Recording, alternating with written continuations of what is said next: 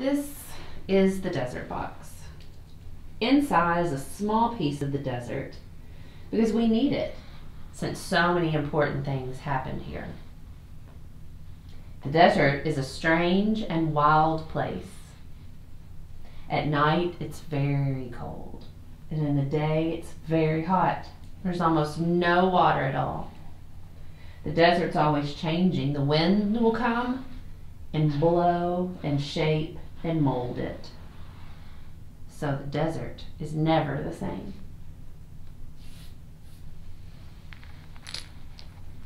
Once, the children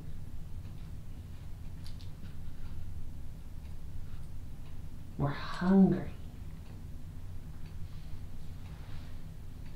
They cried in the night, even when they were asleep. Their parents heard them.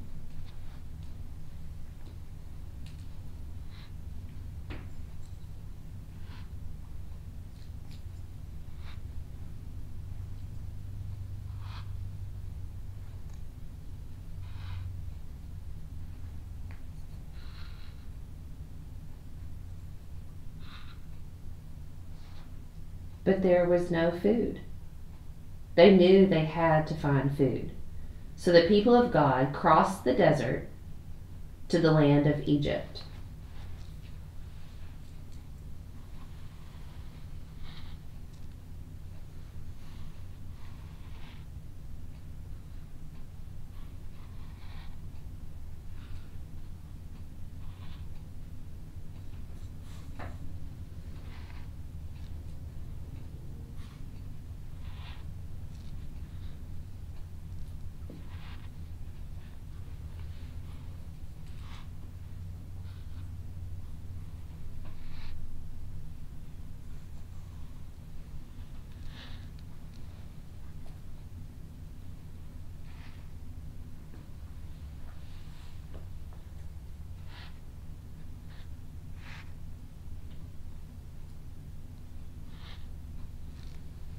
They stayed.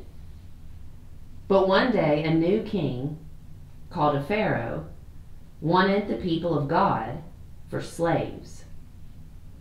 Pharaoh caught them in a trap. He would not let them go. The people of God had to do what Pharaoh said. They had to work when Pharaoh said. They had to live where Pharaoh said. They had to go to bed when Pharaoh said. They couldn't do anything on their own. The people of God cried to God for help, and God heard them.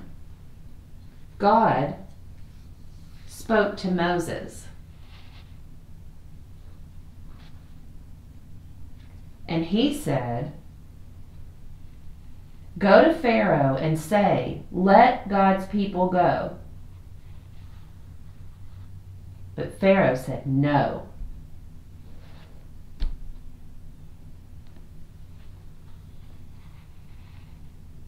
Many terrible things happened in the land of Egypt, but still Pharaoh said no. Finally, the firstborn of all the Egyptian families and animals died, but not the people of God. They were safe. Death had passed over them. Moses went to the Pharaoh again, and Pharaoh said yes. Moses rushed back to the people. The people of God were ready. They had to hurry before Pharaoh changed his mind. So they took the unleavened bread because there wasn't time for it to rise.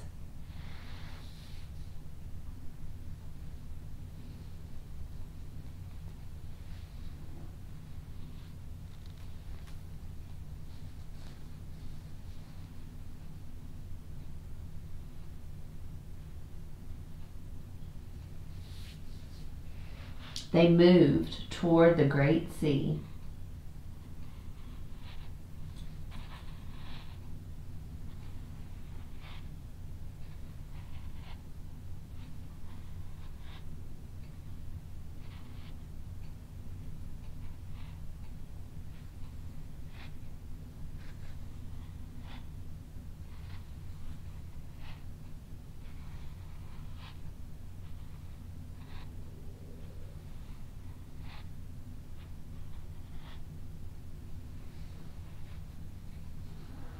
fearing any moment they would hear the sound of Pharaoh's army chasing them to bring them back. Then they heard the war chariots. Pharaoh's army was coming. They were pressed against the water, trapped again. Moses cried to God, and God showed Moses the way. The way through the water to freedom.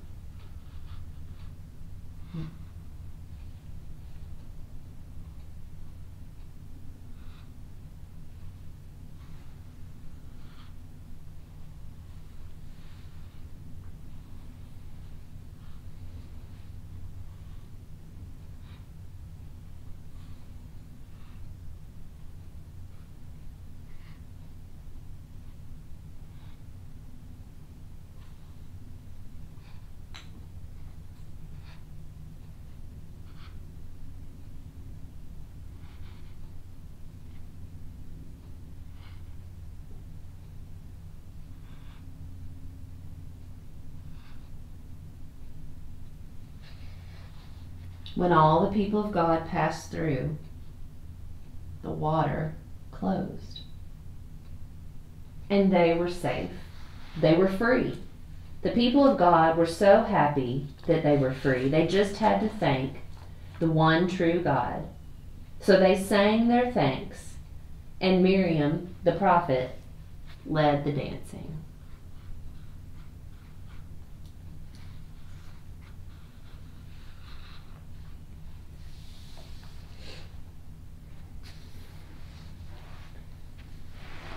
I wonder how the parents felt when the children didn't have any food. I wonder how it feels if the only way to get food is to be a slave. I wonder how it felt when God led them through the water to freedom. Now that the people of God are free, I wonder which way they will go. And how will they know the way?